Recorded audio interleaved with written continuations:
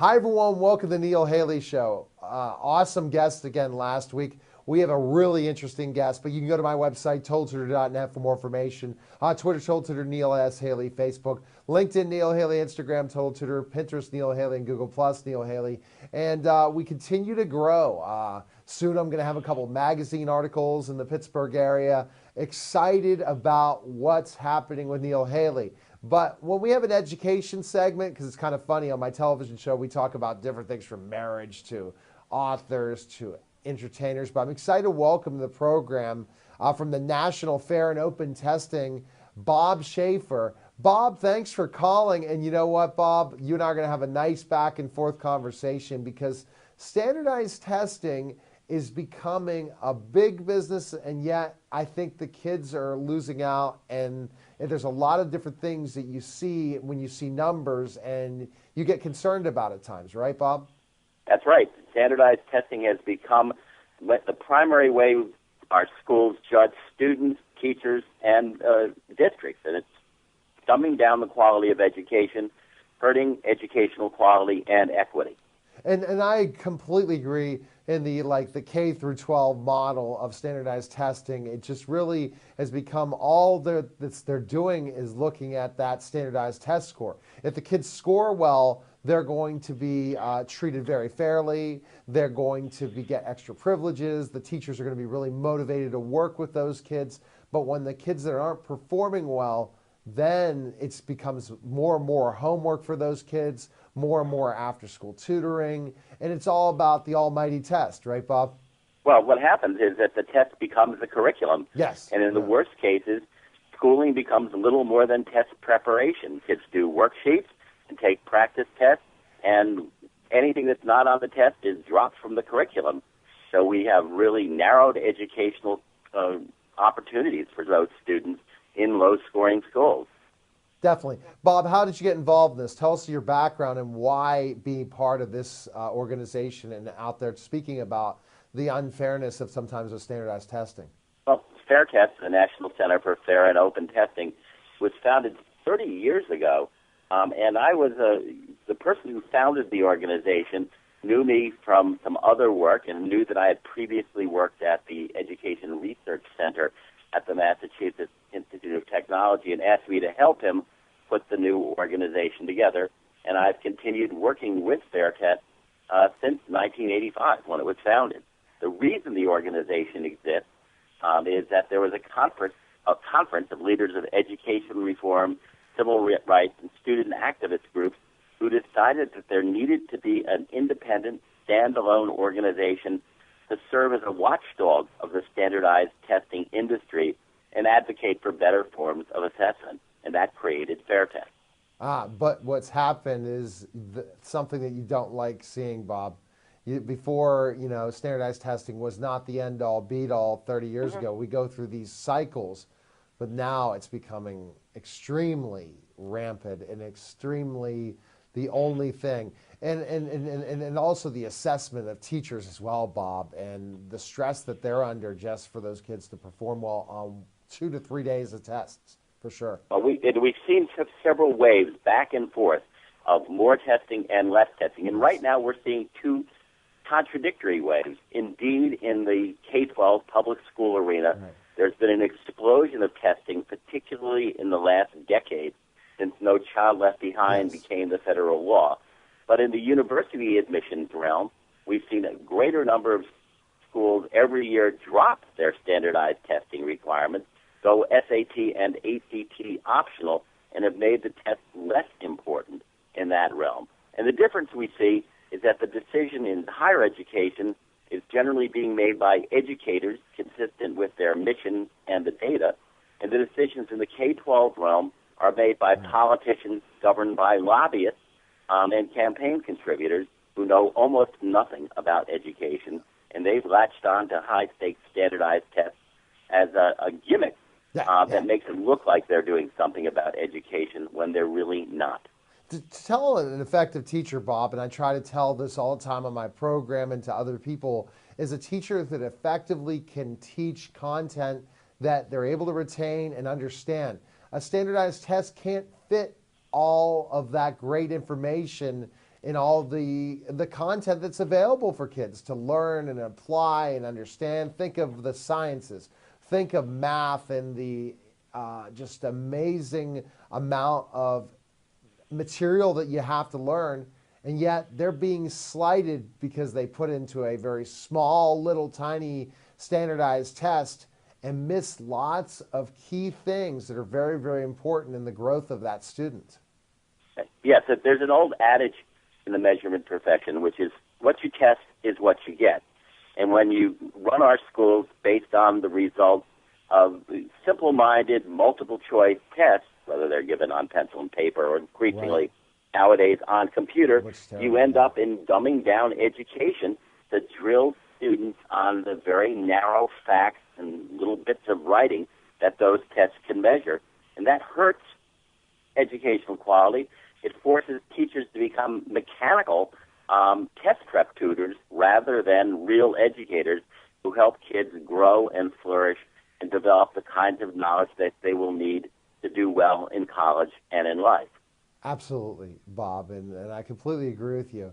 And it's interesting when you look at both areas. So we'll kind of continue to touch upon the testing becomes so much. And now it's creeping into our private education systems like Catholic schools. More and more they're getting on the whole board of Common Core, teaching to the test, not covering curriculum anymore. And I think that's the saddest part is, Bob, you have a textbook. And let's just go with math because that's, again, my expertise, one of my expertise, that if you don't cover an entire year of math and cover everything in algebra, these kids will struggle for years and years to really master mathematics. Am I correct? Because they're not, the teachers aren't able to cover the entire curriculum, only certain points of a test. Well, that's right. And once the test has been administered, teachers know what kind of topics it covers. Right. And the result is that they limit instruction to what they know is going to be on the test. I mean, there are even worse things happen. Today, there's in Atlanta, Georgia, a jury is considering a case in which dozens of educators have been charged with absolute cheating, manipulating test scores to make their students' outcomes look better than they were. And that's because teachers are judged by those test scores. And do you really think I'm an SAT prep, ACT prep tutor, and do you really? And when I prepare kids for this test, and specifically, it looks like it's more of teaching them a lot of stuff that they've missed out on. The ability to comprehend. We don't teach kids anymore to comprehend material, understand it, look at characters, be able to actively read. We don't teach them to take notes anymore. They missed the boat on specifically how to use Bloom's taxonomies to be able to go through a process and analyze things. And these kids are missing out. So when the big standardized tests like the ACT and SAT come out, a lot of kids, the gaps that were not taught K through 12 really hurt their test scores later on. So there's a lot of reteaching I have to do when I work with kids preparing them for that test. It's not just like, okay, test prep. We're looking at the whole ball of wax and a lot of skills that have been missed out based on what you've been telling me the last 10 years. Well, right. If those topics and skills were not measured by the test in K-12, in many school districts, they're simply dropped from the curriculum. Goodbye. Because though they may be important for kids' future success on the SAT or in college, if they don't add up to more points on the state test that's required, there's no reason to teach it. That's the reason we've seen much less time devoted in schools in recent years to subjects like art and music and physical education, and even in some states, social studies and sciences, because they're not on the test, and therefore there's no value in teaching them, since schools, students, and teachers are not evaluated on what's not tested. That's so true. And again, we're talking to Bob Schaeffer from Fair Test National Center for Fair and Open Testing. And Bob, I don't know if we're going to completely agree in this whole half hour, because I am becoming a fan at times of specifically looking at certain skill sets going on to college, but you'll probably say you throw out those standardized tests, kids are lacking certain things. So I think you'll agree with me where we're going from here. From the ability of not having textbooks anymore, eliminating textbooks. The Pittsburgh Public Schools, I was in there this week helping tutor kids, and I'm like, where's your books? We don't have books. Well, what do you have? A worksheet. We're going through a worksheet. And they're just basically checking off standards and then say, okay, we know that's going to be a kind of question on the standardized test. So they're, especially in the less affluent schools, you're seeing this more and more. So going through that process of not working with them, going through it, it leads to when they get to college, what kind of product once administrators, once they get admitted to these colleges and they find out they can't do really what it's necessary to be prepared for college. Tell us some stories about that. I'm sure you're seeing that as part of this whole standardized testing, less kids really being able to develop. That's right. I mean, that they learn how to do well on the narrow skills that are measured by the state standardized tests. Right. They do that through practice on worksheets and the like. And when it comes time to college, where you're on your own, you have to read books, you have to think and analyze, and write real essays. The kids need remedial courses because they're simply not ready. The tests they took in public schools say they've mastered material, but they really haven't learned how to learn and don't have the basis of information they need or the skills to do well in higher education or in the job market. Well, I'm going to speak out to one area, and so you talked about the great important parts of preparing kids for college, and start to speak to the private institutions, especially the Catholic schools across the United States and the Christian academies and different things. You're missing the boat if you start looking at standardized testing. You're going to narrow their focus and not develop them as well-rounded individuals that are going to be prepared for college. There are many kids that are lower B students go to college and excel once they figure out what their passion is. So by narrowing the focus to reading and math, and if you're not very good in reading and math, you're not going to amount to anything. We're creating a system that tracks kids and doesn't help them reach their full potential. So when we get back, more of Bob Schaeffer, and excited to kind of go into the whole college end of things, because I don't know about eliminating the ACT and SAT, because I think that, and I've seen some of the reasons why they've done it, but they still have it as an option. You're watching the Neil Haley Show. We'll get more back with Bob Schaeffer. We'll be back in just a moment.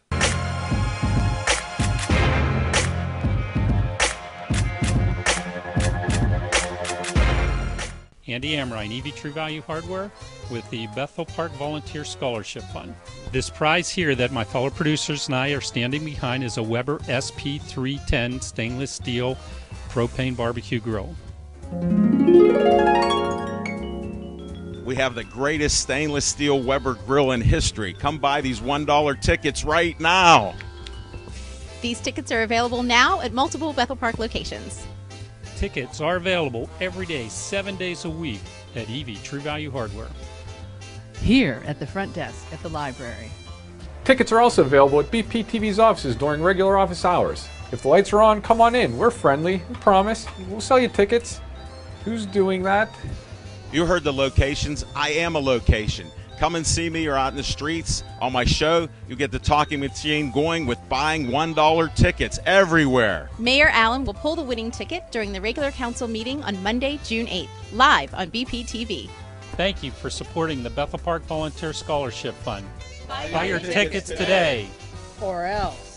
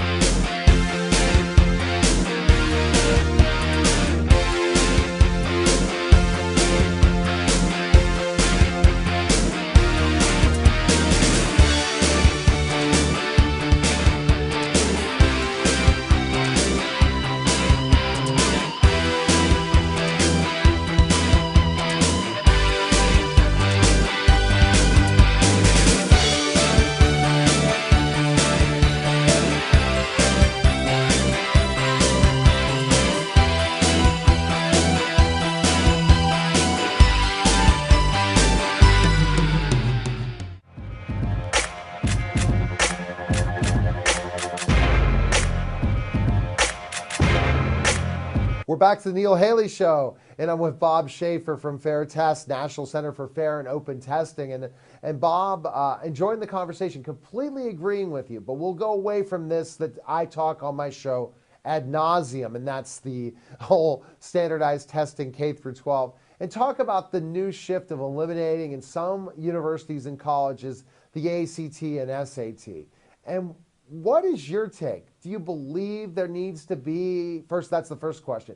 Do you believe there needs to be an ACT and an SAT test as part of the admissions, for admissions to certain colleges and universities, all colleges and universities? Do you believe it's needed? Well, Fair Test has long been the leader of the test-optional admissions movement, in which now 850 accredited bachelor degree granting institutions do not require all or many applicants to submit either ACT or SAT scores.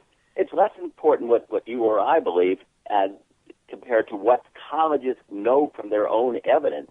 And they have concluded that in many cases, test scores don't add anything to an admissions profile. And you mentioned before the break Catholic schools in the K-12 realm.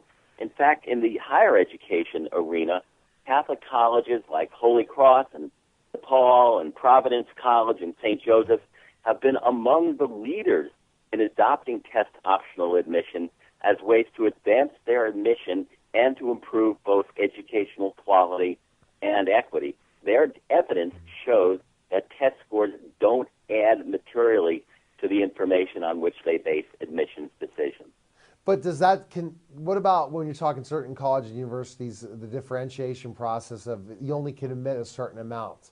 Do you feel that should be part of the measurement at all? Well, right now, about 47 of the top 100 liberal arts colleges in the country, the most competitive liberal arts schools, are test score optional. Places like Brandeis and Bates have found that they don't need test scores to do admissions well. We're not saying ban the ACT or SAT. If an applicant seriously believes that filling in bubbles on a Saturday morning adds something material to their portfolio, they should go ahead and take the test and send in the scores. But college after college, another 24, dropped their test score requirements just in the past year. College after college has found that test scores are not needed and that you can do high-quality admissions without requiring the ACT or SAT. And there's a list of those schools on our website, fairtest.org.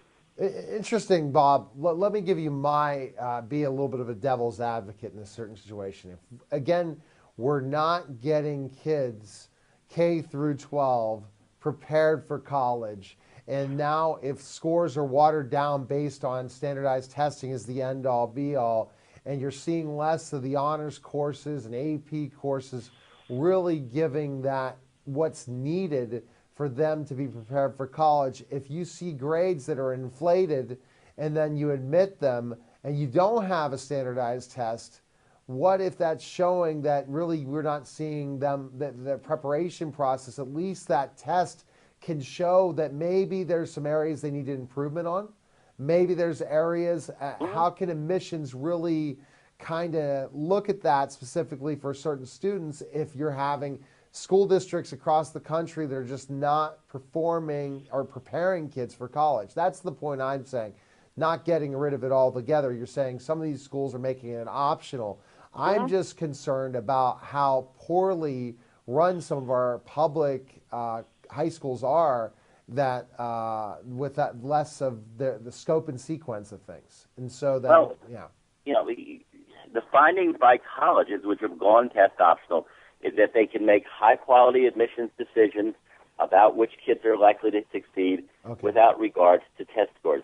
I mean, one of the problems with relying on test scores is that good test prep tutors like you can help boost the scores of applicants who enroll in their courses. Yes. So an admissions officer really can't tell whether that 650 on the math SAT was the result of a kid taking the test cold or after 30 hours of excellent tutoring, which helped boost his score by 150 points. So they have decided, and we're talking about lots of places in Pennsylvania, Gettysburg, and Chatham and Muhlenberg, Oh, wow. and the eastern part of the state, Bryn Mawr, and other highly selective schools have all concluded that you don't need to require test scores. Let's see, also Carlisle and Dickinson and Carlisle is another one. There are probably 30 test optional colleges now in Pennsylvania. Wow. But how are they? I guess they really have to take a look at what the product is of that high school then. They really do. It requires admissions officers to know more about the individual schools from which students apply and to read their applications much more diligently. Franklin and Marshall in Philadelphia, for example, which has been a leader, asked kids to send in graded essays from their high school classes so that skilled admissions officers can use their knowledge and experience from the profession to look at what kids actually can write, something that you don't see on a standardized test at all. Which the SAT's getting rid of writing altogether, which I'm sure you're like, really? They're going to make the essay section optional again, just like on the ACT. But they still have to take it, or could the kids just say, I'm not going to take it at all, the SAT, when it comes out? The new SAT, which is going to be administered for the first time next year, is in 2016, will have an optional essay. And students will need to figure out whether the schools that they're applying to require that. But they will have the choice when they take the test of stopping before the writing section or continuing to do it. So they'll make the essay the last question, probably the last part of the test. That's right. The new essay will be at the end of the test. Right now, up till March 2016, the essay on the SAT is the first portion of the test. You know why they do that? To burn. Well, I know how the reason they gave for it is that they find that if you had a tough essay section, you may not be able to do the rest of the test. But they've now changed their argument and moved the essay from the beginning to the end. And one thing I think that I don't like about testing is it's all to trick the kids. That's why, but I look at when I tutor them to really look at the well-rounded of developing that individual things that they're lacking. But the test is all meant to trip kids up, to make them confused. Yeah, go ahead. That's right. I mean, tests are designed to differentiate among test takers. And to do that, you need deceptive answers that lure people to make the wrong choice. You need some questions that are extremely hard. And you need kinds of mind games in which the SAT has specialized in order to get spread scores across the spectrum. But that creates a situation in which knowledgeable tutors, and there are lots of folks who can do a good job of boosting test scores, and take kids and teach them how to do the test. Doesn't make them better students, doesn't make them better prepared for college or careers, but they get higher scores on the test, and that gives them real advantages at schools that require the SAT or ACT for admission or for scholarship aid.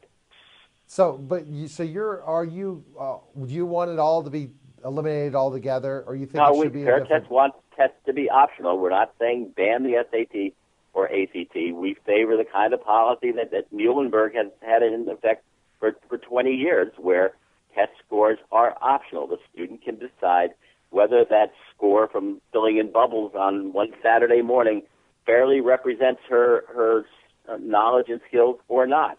And the admissions offices allow applicants to make that choice.